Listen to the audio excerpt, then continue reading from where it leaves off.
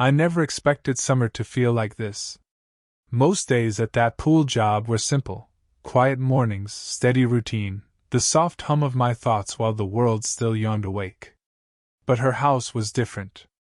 The moment I stepped through her garden gate, everything felt warmer, slower, like time stretched just for us.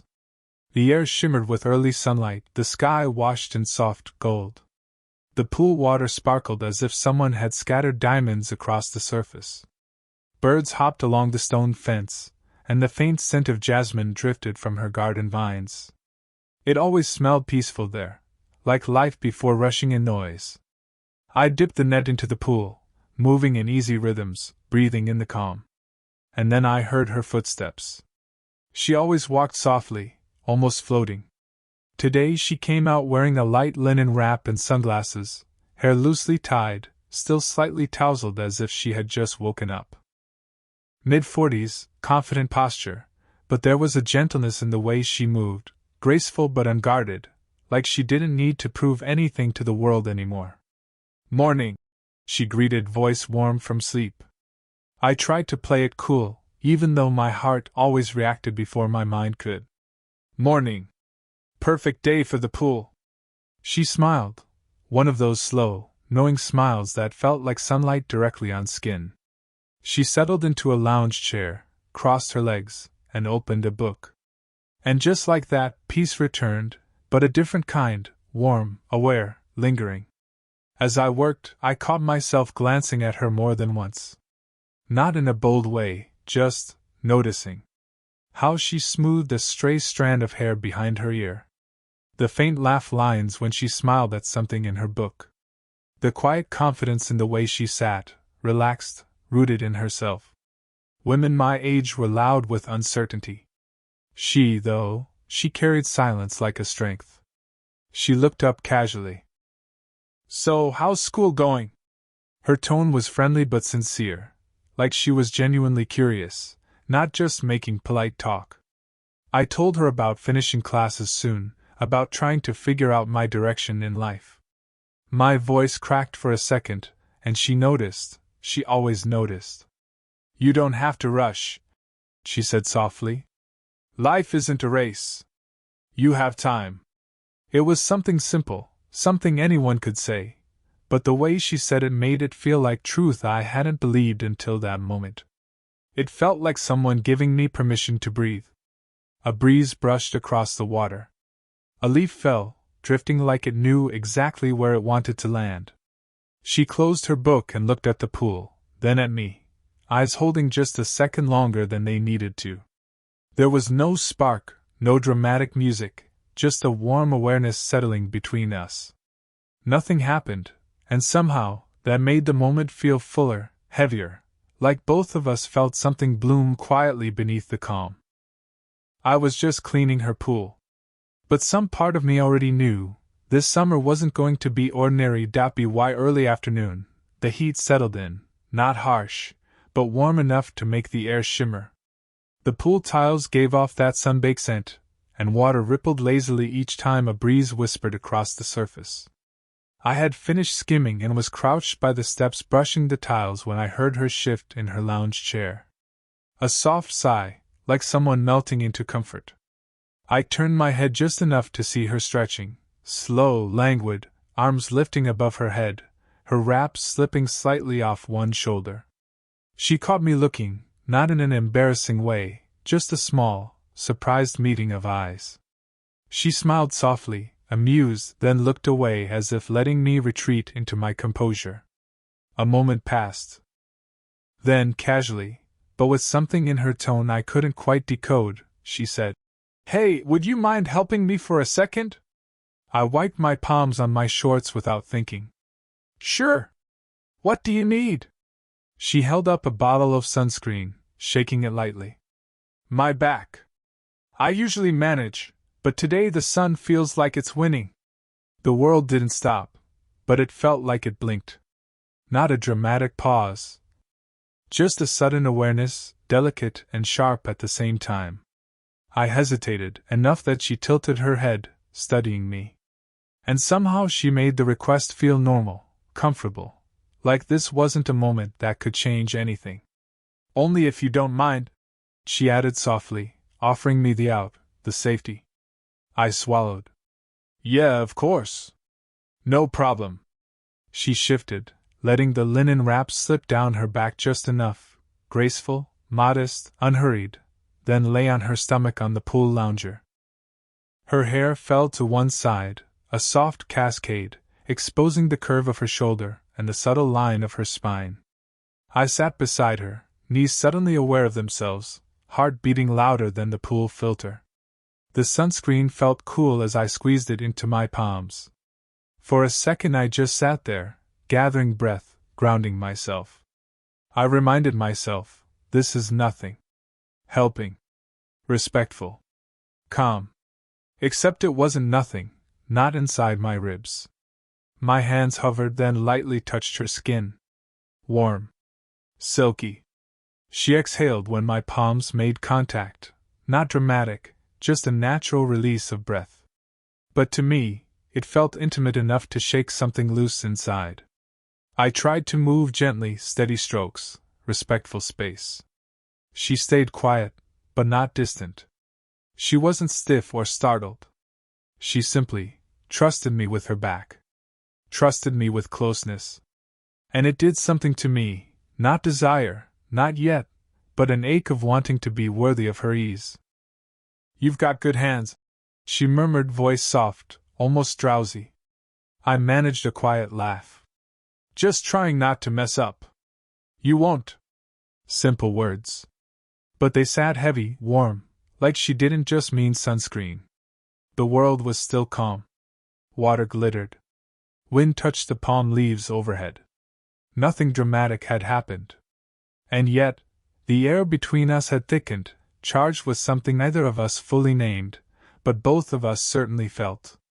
And in that still, sun-drenched moment, I realized I wasn't just applying sunscreen. I was stepping across a line neither of us had expected to reach. Her skin warmed under my palms as I smoothed the sunscreen across her shoulders, slow and careful, like any sudden movement might break the spell. I could hear the faint trickle of water against the pool edge, the cicadas humming somewhere in the distance, but everything felt muted, like the world was stepping back, giving this moment space to breathe. She shifted slightly, settling deeper into the lounger, the slightest arch in her back. My hands paused for a second, instinctively careful, but she didn't pull away. Instead, her hand drifted back, fingers brushing the side of my wrist, soft, accidental, but enough to send a quiet shock through me. I froze, not out of fear, but out of disbelief. She didn't move her hand. She didn't apologize. She just left it there, like she was gathering courage through contact. Her fingers gently wrapped around my wrist, delicate, almost uncertain, and she slowly lifted her head, turning just enough to see me over her shoulder. I wasn't ready for her eyes. Warm. Searching. Not playful, not careless. There was something vulnerable in them, and something else too, something unspoken and electric. Come closer for a second, she whispered, not commanding, not teasing, but like she was inviting me into a secret neither of us had fully decided on yet. I leaned in, breath unsteady. She shifted onto her side, propping herself up on one elbow, face suddenly inches from mine. The scent of sunscreen, jasmine, and faint pool water drifted between us. Her hair fell around her cheek, catching sunlight like gold threads. She studied my face, not rushing, not hiding. And I realized she wasn't just looking at me. She was deciding about me. About us.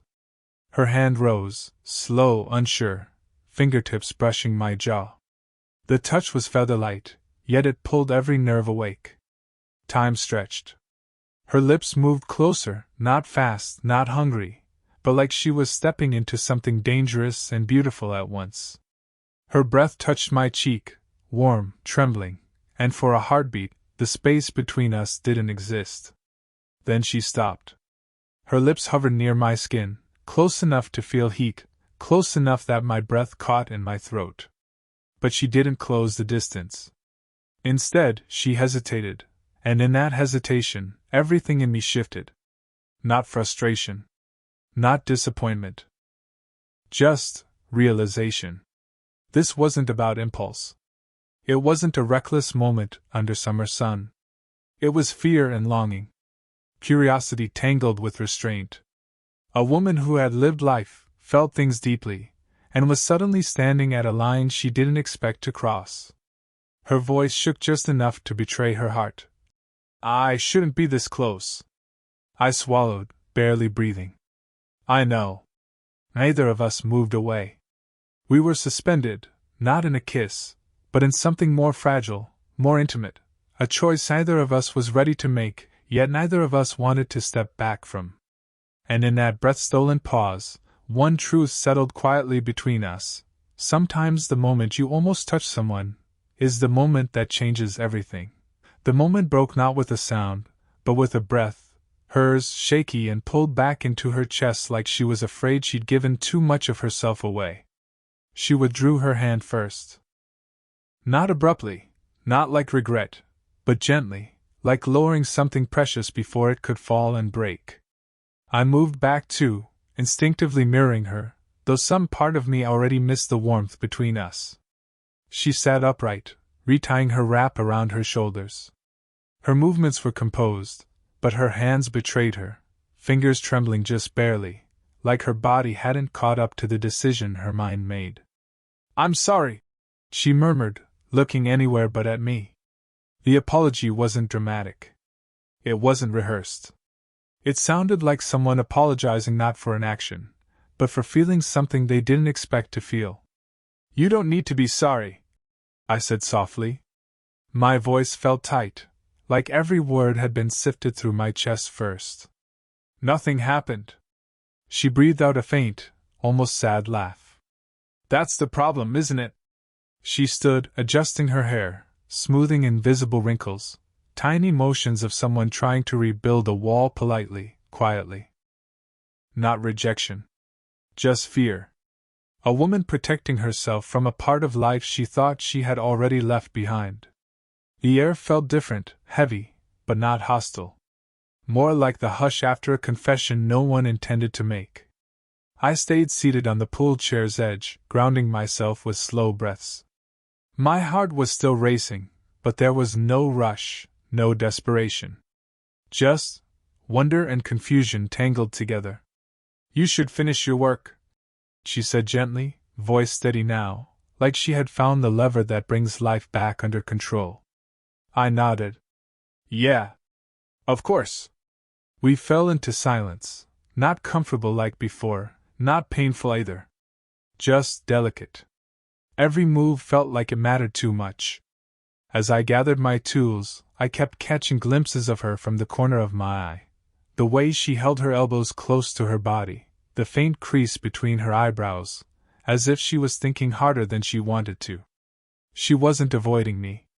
She was avoiding her own feelings. When I finished, I walked toward the gate. I expected her to stay by the pool, pretend to read, let me leave quietly. Instead, she followed, stopping a few steps behind me like she wasn't sure if she should say something. Thank you for helping, she finally whispered. Not about the pool. Not about the sunscreen. About the moment neither of us had language for yet. I turned. Anytime. Our eyes met, hers filled with something fragile, something unguarded. For a second, I saw a woman who wanted to reach, but feared what reaching back might awaken. Then she looked away, shoulders rising with a controlled breath, like she was pushing the entire day back into its proper place. See you tomorrow? I asked quietly. She hesitated. Not because she didn't want to see me. Because she did. Yes, she said at last, barely audible. Tomorrow. I walked out into the sunlight, heart unsettled. She stayed in the shade, fingers touching the spot on her wrist where my hand had been. Sometimes distance isn't created by space. Sometimes it grows from how deeply two people almost touched. And that day, we walked away not to forget the moment, but because we both knew it meant more than either of us was ready to admit. Evening settled like velvet over the neighborhood, slow, quiet, patient. The sun dipped behind the trees, leaving only a warm orange echo on the water, and the pool lights flickered on, casting soft ripples of blue light across the tiles. I could have assumed she wouldn't call me again. That she'd create distance, pretend the moment earlier never happened. It would have made sense, safer for her, easier for both of us. But when my phone buzzed just after sunset, her message was simple. "If you're free, could you stop by? I want to talk." Not demand. Not fragile. Just honest. I walked back through the gate, the night air cooler now, cicadas quieter, as though even nature lowered its voice out of respect for something delicate. She was sitting by the pool's edge, wrapped in a soft cardigan, hair down now, loose waves brushing her shoulders, catching the glow from the lights below. She looked less composed than usual. Not undone, just real. Human. Someone who had been thinking too much. When she looked up at me, her eyes weren't guarded. They were searching, like she was still trying to understand what the day had stirred inside her. "Thank you for coming," she murmured. "Of course." My voice was steadier than I felt. I sat beside her, not too close, but not far either, enough space for safety, enough closeness for truth. A quiet moment passed before she spoke again. "I don't usually get surprised by my own feelings." Her fingers played with the edge of her sleeve, a delicate, nervous movement. "I wasn't expecting today either," I admitted. "I didn't want to make you uncomfortable." "You didn't," she said immediately, then sighed softly. "That's the part that scares me." There was no trembling drama, no sudden tears, just a woman acknowledging a truth she wasn't sure she was allowed to feel. She looked out across the pool, voice lower now. "When you get older, people stop seeing you." "Not really. Life becomes practical, predictable. Emotions become something you manage, not something you fall into." She gave a faint, almost embarrassed laugh. "I forgot what it's like for something to catch you off guard." I listened, really listened, and only then realized how rare this kind of honesty was. She wasn't talking about desire. She was talking about being seen. Remembered. Alive. "I don't see you as older," I said quietly. "I just see you." Her breath caught, subtle, but real. Like she hadn't expected gentleness more than anything else. She didn't lean closer, and neither did I. But the space between us felt warm, charged with something fragile and pure. "Do you think this is a mistake?" I asked softly.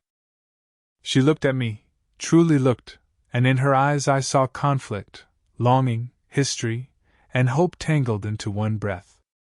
"I don't know yet," she whispered. "But I don't want to pretend today didn't happen." The pool light rippled across her face, creating little waves of gold and blue, and she suddenly looked younger, not by age, but by emotion, by possibility. "Let's just move slowly," she said. "Slow is okay," I replied. "I'm not going anywhere." And we didn't touch. We didn't kiss. We just sat there, two people at the edge of something unexpected, letting silence deepen instead of break. Sometimes the most intimate thing isn't the touch. It's sitting close enough for hearts to speak, and choosing not to run from what they say. The night stretched softly around us, calm and unhurried. Crickets hummed somewhere beyond the garden, and the pool lights painted her skin in shades of warm gold and deep blue. Time didn't race, it breathed. We stayed there a while, our legs dangling near the water, speaking in small sentences and quiet pauses, not trying to define anything, just letting the new reality settle gently around us. It felt like standing on the edge of something neither of us wanted to ruin by moving too fast. Then a breeze drifted in, soft but cool enough to make her shiver. She pulled the cardigan tighter around herself, fingers curling into the fabric. I noticed before she said anything, the subtle way her shoulders tensed, the little exhale between her teeth. "You're cold," I murmured. She gave a small smile. "A little." Without thinking too hard, because thinking too much ruins fragile moments. I stood and grabbed the towel from the chair behind us. When I draped it over her shoulders, it wasn't grand or dramatic. Just gentle. Natural. The way you care for someone without asking permission to. She touched the edge of the towel lightly, voice warm with something deeper than gratitude. Thank you? She looked up, and for the first time since everything shifted, the hesitation in her gaze softened. There was still caution, yes. Tender uncertainty. But there was also warmth, real and unshielded. Her hand rested on the towel for a heartbeat, then moved downward, brushing my fingers. And instead of pulling away like earlier, she let her hand settle on mine, her thumb tracing slowly over the back of my hand as if memorizing the feeling. My pulse jumped.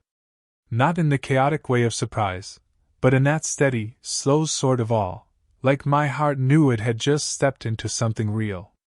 I sat beside her again, closer this time. Not touching at first, just close enough to feel her presence, the shared warmth between us. The world felt quieter than before, as if even the wind held its breath. She leaned slightly, barely an inch, but it was enough. Enough to show she wasn't running from this anymore. Enough to tell me this wasn't uncertainty now, it was a beginning. Her voice was soft, almost shy beneath its strength. I didn't think I would ever let something like this back into my life. I didn't answer right away. I didn't need to. Instead, I let my hand turn and gently hold hers. No pressure. No claim. Just connection, honest and steady. Her fingers tightened around mine, like she needed that anchor. And then she did something that made my chest tighten. She exhaled slowly and rested her head lightly against my shoulder. It wasn't a dramatic gesture. It was quiet. Trustful. Fragile in the most beautiful way. I felt her relax, really relax, like she was finally letting herself lean on someone again, if only for tonight. My heart beat steady beneath her cheek, and she closed her eyes, not to escape, but to feel. No rush. No demands. Just two people choosing closeness, choosing softness in a world that often forgets how to be gentle. I didn't speak. I didn't move. I simply existed with her in that moment, and it felt like more than enough. Sometimes the first real touch isn't electric or breathless. Sometimes it's quiet and steady, like two hearts finally deciding they're safe in each other's company. The air didn't settle after the kiss. If anything, it grew tighter, thicker, like the world was holding its breath with us. She pulled back first. Slowly. Deliberately. Her fingers still loosely hooked in my shirt as though her body hadn't decided to let go yet, even if her mind was scrambling. Her eyes opened, searching my face for something, regret, fear, hesitation. But I wasn't feeling any of that. I was feeling alive. Shaken. Changed. Like I had walked into her yard as one person, and now stood there as someone entirely different. She exhaled shakily, her lips still parted, her chest rising and falling like she just surfaced from deep water. We shouldn't have done that, she whispered. But the way she said it didn't sound like a rule. It sounded like a confession. I swallowed. Do you regret it? Her eyes closed for a beat. I don't know. But that wasn't the truth. We both knew she didn't regret it. What she feared wasn't the kiss itself, but what it meant. What it could turn into. A door like this, once opened, rarely closes again. She pulled her shirt back into place, hands trembling. She sat up straighter, arms folding like she needed to hold herself together. She looked older in that moment, not physically, but emotionally.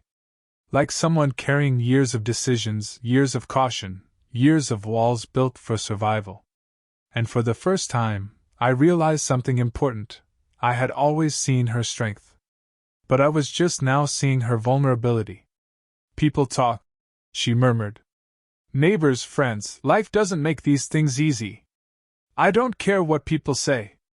The words came out before I could stop them. She laughed softly, not mocking, but aching. You think that now. Because you're young. Because life hasn't taken things from you yet. I felt a flicker of frustration, not at her, but at the idea that wanting her made me naive, childish. I wasn't here because I didn't know better. I was here because I did. You're not the first person who's tried to protect me from myself, I said quietly. She looked at me then, really looked, and something in her expression shifted. Not lust. Not guilt. Something deeper. Something like hope trying to bloom through fear. Silence stretched between us again. But now, it wasn't awkward. It was charged. Alive. Full of unspoken possibilities. Finally, she whispered, "You should go home." Not as dismissal, but as a promise she wasn't ready to break or keep. I nodded slowly. "If you want this to stop, I need you to say it." Her breath caught. She didn't say a word. Because she couldn't. And that silence told me everything.